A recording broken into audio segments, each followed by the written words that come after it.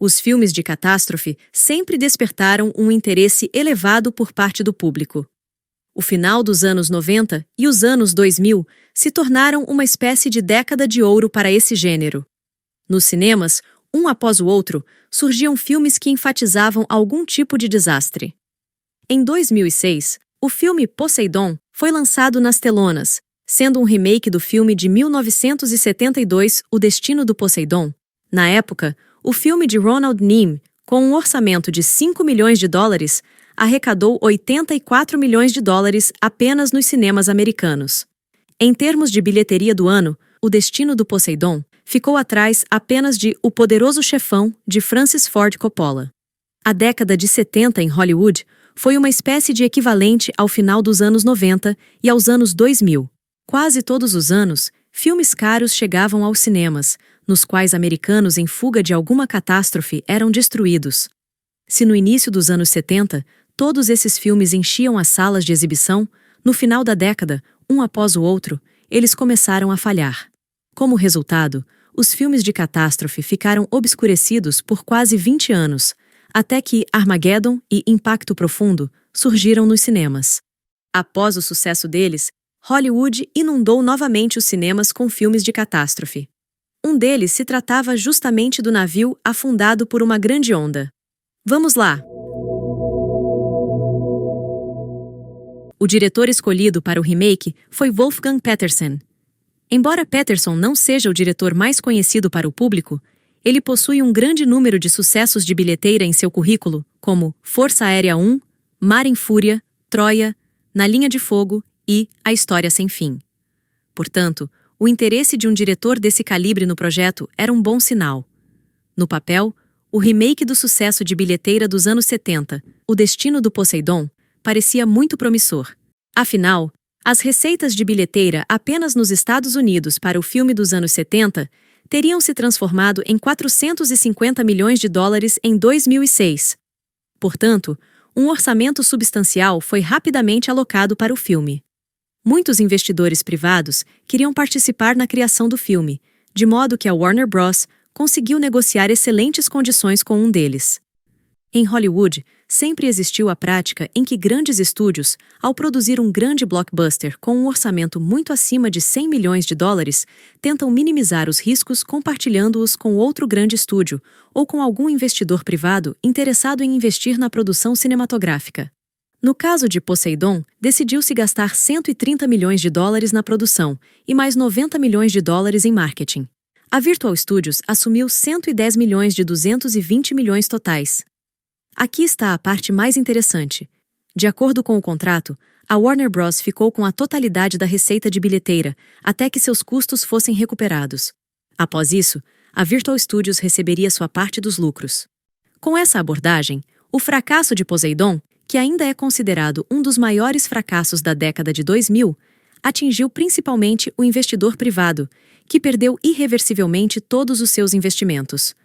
O diretor Wolfgang Petersen era considerado altamente talentoso e, o mais importante, conhecido por sua habilidade em trabalhar na água. No entanto, problemas com Poseidon surgiram imediatamente. Produtores queriam filmar o filme no mesmo local onde Titanic foi filmado. Todavia, por razões conhecidas apenas por eles, o estúdio não reservou o local de filmagem durante a pré-produção. Quando a Warner finalmente acordou para a situação, descobriu-se que o local estava reservado por anos à frente. Tudo isso levou a um aumento nos custos e à redução da escala do futuro filme. Construir um cenário para Poseidon em um único local não era viável, e a equipe de filmagem teve que filmar as mesmas cenas de corredores em diferentes locais. Além disso, a situação foi complicada pelo fato de que a água em estúdios não preparados para grandes volumes rapidamente ficava mofada. Devido a isso, muitos atores e membros da equipe de filmagem frequentemente contraíam várias infecções e, sob sirenes, partiam para descansar em hospitais caros dos Estados Unidos. É compreensível que durante essas filmagens o ambiente no set estivesse longe do ideal. Os atores frequentemente discordavam entre si. O diretor Wolfgang Petersen, apesar de seu suposto alto status, não podia fazer nada a respeito.